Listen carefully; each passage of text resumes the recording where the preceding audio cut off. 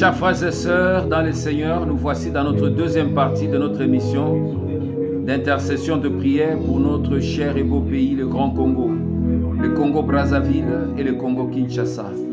Nous intercédons, bien-aimés, pour que la main de Dieu conduise toutes choses à bon port, que nous soyons dans la joie. Ici, nous sommes en train de parler sur la réjouissance. Bien-aimés, la prière est une bonne chose, mais il y a une autre prière qui est manifestée dans la réjouissance et dans la louange. Un cœur qui ne sait pas se réjouir, c'est un cœur qui est triste. Un cœur qui ne connaît pas la joie, c'est un cœur qui est froid. Dieu veut que nous puissions avoir un cœur joyeux. Quelles que soient les tribulations que nous avons dans ce monde, quels que soient les problèmes que nous connaissons au quotidien, quels que soient les besoins incessants que nous présentons devant Dieu en attente de la réponse du Très-Haut. Bien-aimés, nous devons toujours manifester la joie.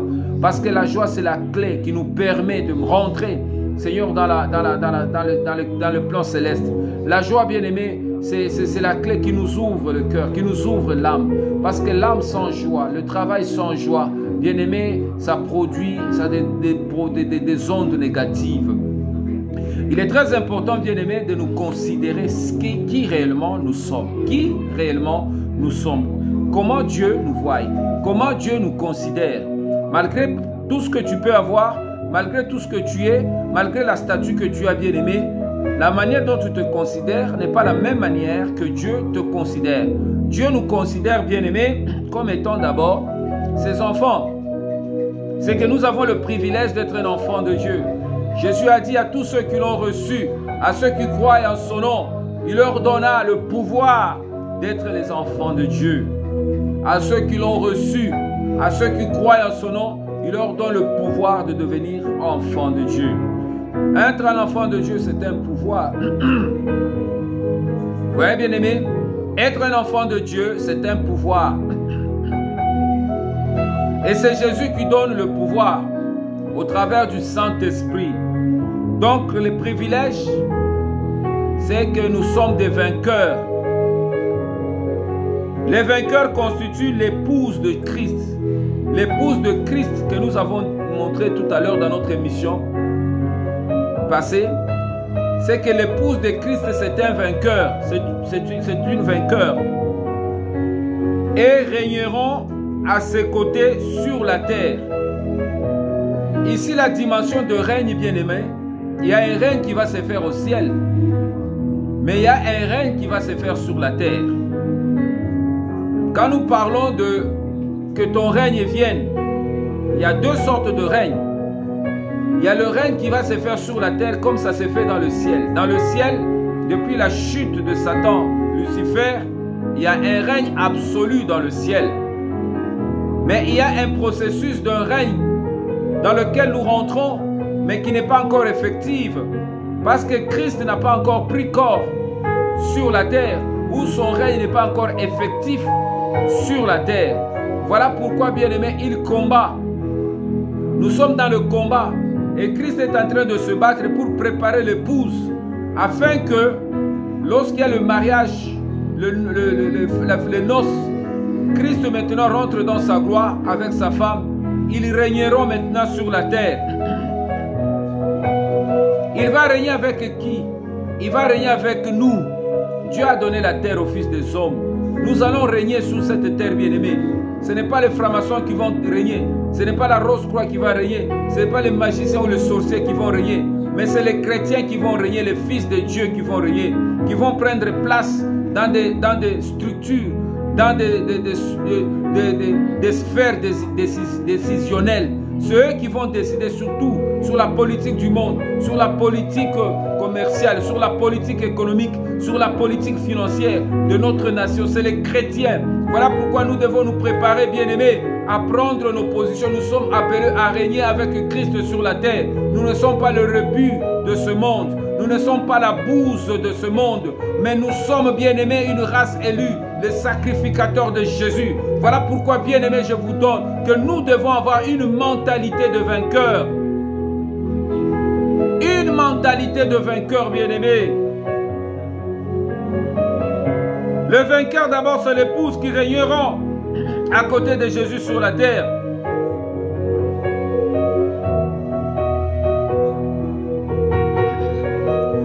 Bien-aimé, le vainqueur n'aura pas à souffrir de la seconde mort. Le vainqueur ne connaîtra pas la seconde mort. Ceci est dit dans Apocalypse chapitre 2, verset 11. La Bible dit ceci, Apocalypse 2, verset 11. Que celui qui a des oreilles entende ce que l'Esprit dit aux églises. Celui qui vaincra n'aura pas à souffrir la seconde mort. Celui qui vaincra, c'est que celui qui ne vaincra pas aura à souffrir la seconde mort. Il y a une seconde mort. Bien-aimé, lorsque nous allons mourir d'une mort naturelle, parce que nous allons mourir un jour, chacun mourra. Bien-aimé, lorsque nous allons nous présenter devant Christ, Christ va nous accueillir parce qu'il nous a purifiés, il nous a pardonnés, il nous a lavés, il nous a glorifiés. Nous sommes devenus l'épouse de Jésus. Nous n'aurons plus à connaître la seconde mort. Il y a une seconde mort, bien-aimés. Nous comprendrons qui seront appelés à la seconde mort. Nous sommes appelés à vaincre. C'est cette race de personnes, bien-aimées, cette race de personnes qui est appelée les vainqueurs. 1 Corinthiens chapitre 15, 1 Corinthiens chapitre 15, versets 53 à 54. La parole de Dieu dit ceci. Nous lisons dans le nom puissant de Jésus.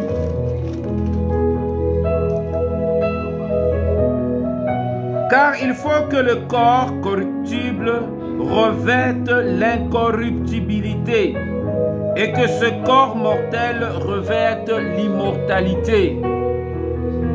Lorsque ce corps corruptible aura revêtu l'incorruptibilité et que ce corps mortel aura revêtu l'immortalité, alors s'accomplira la parole qui est écrite: la mort a été engloutie dans la victoire.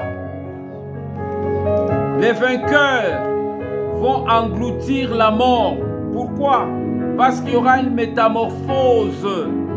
Le corps mortel va revêtir l'immortalité.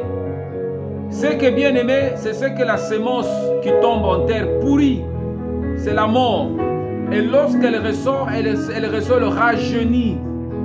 C'est ce que Dieu est en train de nous faire comprendre, que nous serons revêtus de notre corps, un corps immortel. Nous devons passer par la mort, c'est un transfert. Là où nous dépouillons du vieil homme, nous dépouillons notre vie de carapaces mortelles pour revêtir maintenant l'immortalité. Et lorsque nous revêtons l'immortalité, bien-aimés, nous n'allons plus connaître la souffrance liée à la mort. Aucune maladie ne peut toucher notre corps. Aucune souffrance ne peut nous toucher. Aucun problème ne pourra plus nous arriver.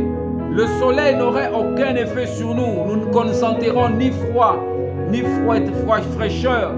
Nous serons dans la gloire du Très-Haut parce que Jésus, c'est notre époux, sera notre couronne. C'est lui qui sera notre parapluie. Nous serons dans la gloire du Seigneur. C'est cet appel, bien-aimé, de réjouissance. Voilà pourquoi nous nous réjouissons. Et cette réjouissance est liée à ce que nous allons devenir. C'est que notre devenir est plus glorieux que ce que nous vivons maintenant sur la terre. Notre devenir est plus glorieuse que ce que nous connaissons aujourd'hui comme problème, comme situation, comme difficulté, comme oppression, comme calamité. Mais notre devenir est plus glorieuse, bien-aimés. C'est ce qui explique notre réjouissance. Nous nous réjouissons de ce que nous allons devenir dans le Seigneur après avoir accompli, après avoir vaincu le péché, après avoir vaincu le problème, après avoir vaincu la mort, après avoir vaincu toutes sortes. Jésus nous appelle les vainqueurs.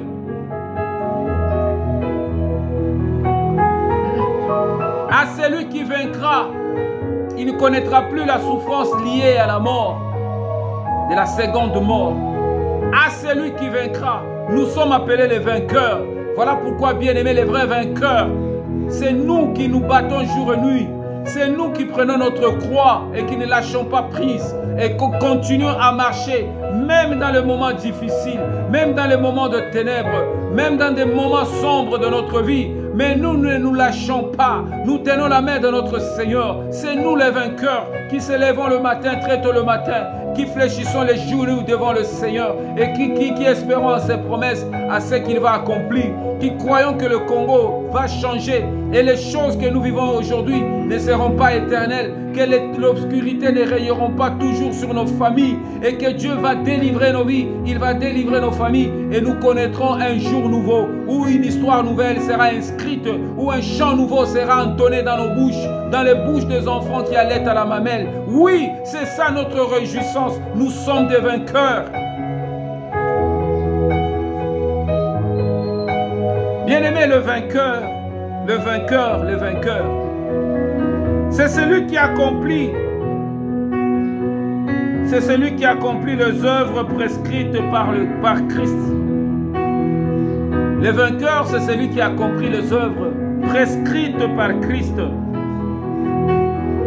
jusqu'à la fin et qui recevra la puissance et l'autorité pour diriger les nations avec un sceptre de fer comme on brise la vase d'argile. Bien-aimé, le vainqueur, c'est aussi celui qui accomplit l'œuvre de Dieu. Si tu n'accomplis pas l'œuvre de Dieu, si ce que la parole de Dieu dit, tu ne le fais pas, tu ne seras jamais appelé un vainqueur. Un vainqueur, c'est celui qui accomplit l'œuvre de Christ. Lorsque tu accomplis l'œuvre de Christ, tu suis scrupuleusement ce que le Seigneur dit. Alors, Jésus te classe dans la catégorie des vainqueurs. Bien-aimés, et à ces gens-là qui accomplissent l'œuvre de Christ, ils vont recevoir la puissance, bien-aimés, et l'autorité de Jésus pour diriger les nations. Voilà pourquoi nous sommes appelés à diriger les nations. Pourquoi on s'est dit que la plupart des gens qui font la politique sont toujours dans des loges. Mais ce sont des positions que Dieu réserve à nous, les enfants de Dieu, à nos enfants. Mais comment nous pouvons les détrôner? C'est là où Christ va nous donner cette puissance à positionner maintenant les enfants de Dieu dans les structures de décision.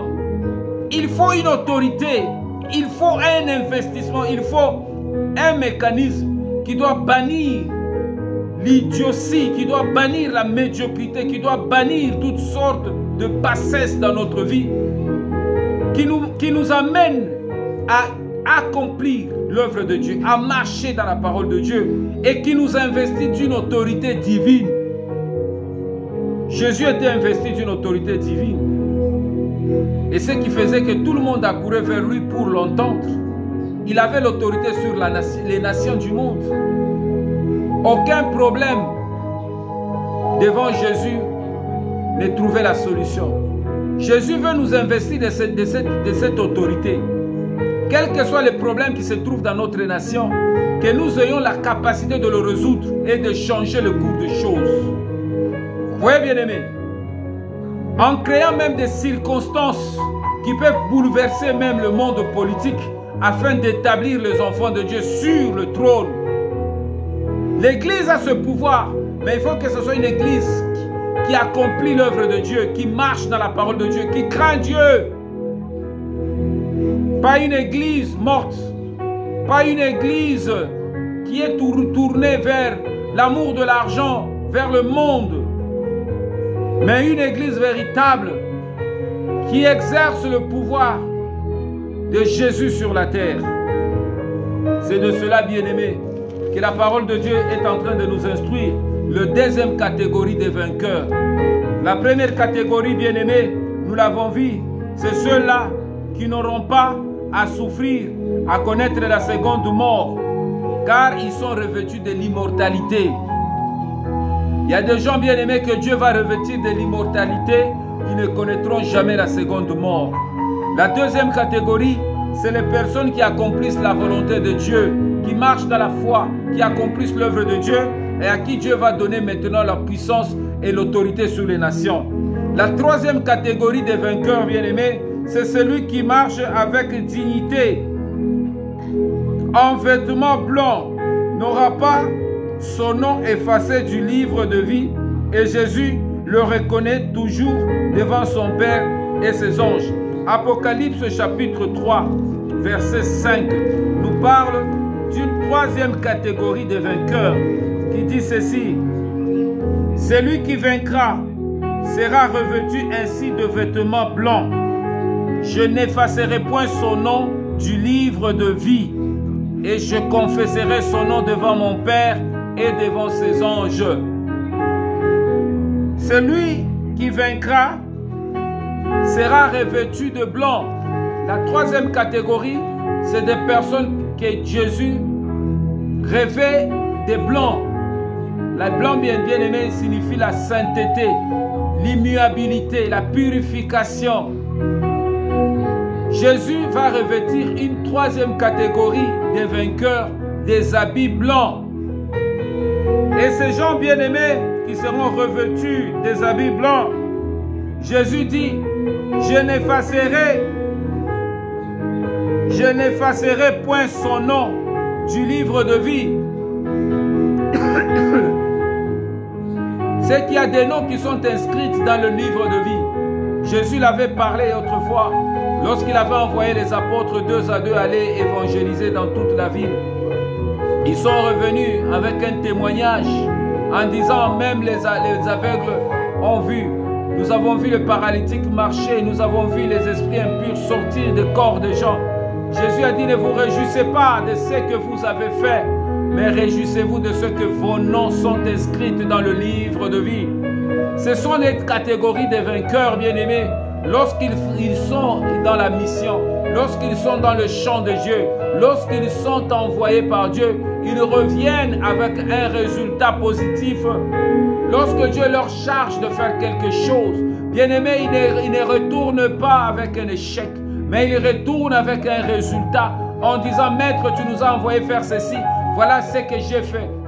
J'ai rencontré vraiment des choses, j'ai rencontré l'excellence, j'ai rencontré la solution, j'ai réussi dans ma mission. C'est les personnes qui vont ramener à Christ un témoignage de ce qu'ils ont fait, de ce que Dieu a répondu à ce qu'ils ont fait. Paul a dit: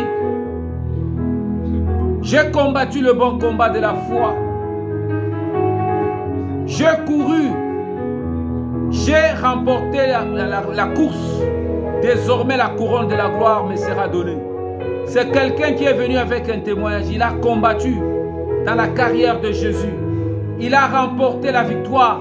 Il a présenté la victoire à Christ. Il a dit: Père, la mission pour laquelle tu m'as envoyé d'aller dans les nations, je l'ai fait. Paul est parmi les vainqueurs qui ont été revêtus des habits blancs et leurs noms ne seront jamais effacés dans le livre de vie. C'est à cela, Père bien-aimé, que Dieu nous appelle, nous aussi. Nous devons nous y investir, nous devons travailler, nous devons avoir que tout ce que tu fais dans ta sphère de responsabilité. Moi, je suis appelé à la prière, à l'intercession. Moi, je suis appelé, bien-aimé, à combattre dans la prière pour que le Congo, Brazzaville et Kinshasa, qu'il y ait des choses nouvelles, qu'il y ait des changements radicaux, qu'il y ait des choses qui vont faire que le monde va être étonné, que notre économie soit parmi l'économie des grandes nations. Et c'est possible. Moi, je prie que les souffrances que nous connaissons aujourd'hui, demain que nos enfants ne connaissent pas ça, qu'il y ait beaucoup d'entreprises, qu'il y ait beaucoup d'investisseurs qui viennent. Voici mon combat. Lorsque ces choses viendront, que je sois là ou pas, que je sois dans l'au-delà, mais au moins je serai parmi les gens des pionniers, que Christ revêtira des habits blancs, qui dit que tu es un vainqueur. Vous comprenez, bien aimé? Mais lorsque tu ne fais rien, tu es un lâche. Tu attends seulement que les autres fassent pour toi. Tu attends que le politicien fasse pour toi. Tu attends que ton frère ou ta soeur qui a une relation fasse pour toi. Tu es un lâche. Jésus n'aime pas des lâches. Je n'effacerai point son nom dans le livre de vie. Je confesserai son nom devant mon Père et devant ses anges. Jésus va confesser ton nom. Tu t'appelles XY, tu t'appelles Z.